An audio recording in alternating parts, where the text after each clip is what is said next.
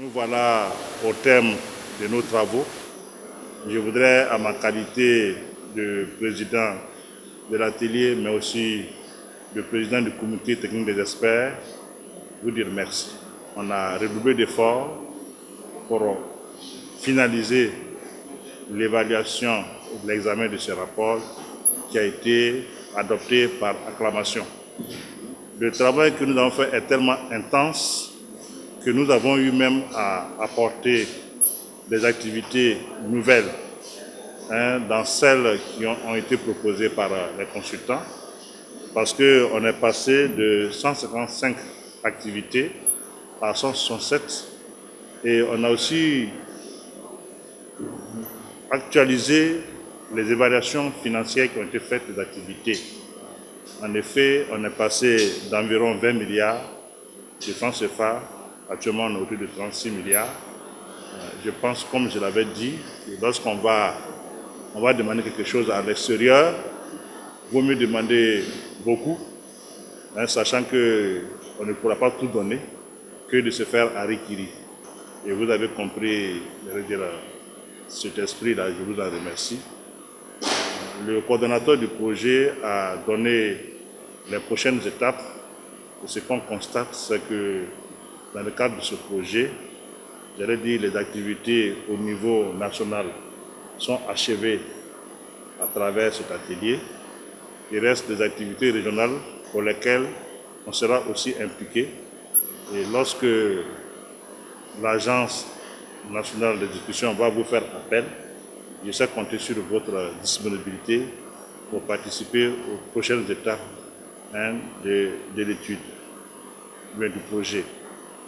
L'exercice que nous faisons, mais que nous avons fait, est très important parce que ça va permettre à l'institution régionale qui est là d'avoir un document qu'il pourra prendre pour aller auprès des partenaires en vue de demander des appuis financiers pour venir mettre en œuvre des activités opérationnelles sur le terrain pour aider nos populations.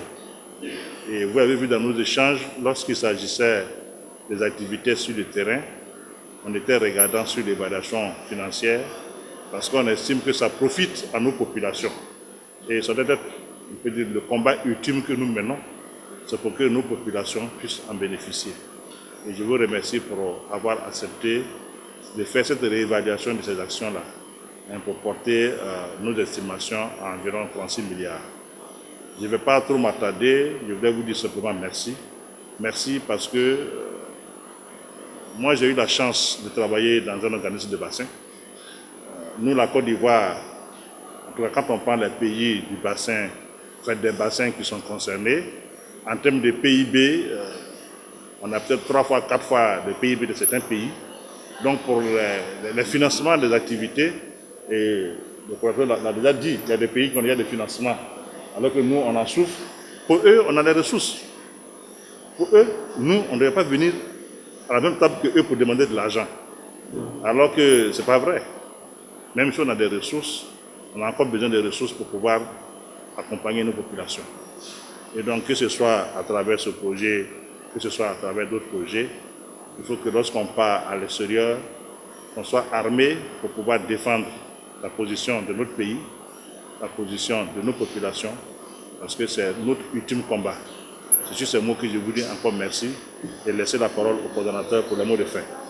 Je voudrais, au nom du directeur de l'agence d'exécution du projet, le professeur Kwame Fernand, exprimer notre satisfaction suite aux travaux d'examen du rapport provisoire qui se sont déroulés dans le cadre de cet atelier consacré à la validation du dit rapport du programme d'action stratégique. Au cours de cet atelier, qui s'est déroulé dans un environnement convivial, vous aviez montré votre détermination et votre endurance tout au long des travaux pour aboutir à un document qui emporte l'assentiment collectif, contribuant ainsi à l'amélioration du document soumis à votre examen. Je voudrais donc féliciter l'ensemble des participants pour le travail abattu et durant ces 2 jours d'intense activité. Ces félicitations s'adressent également au bureau des séances présidé par le président du comité des experts qui a conduit efficacement les travaux.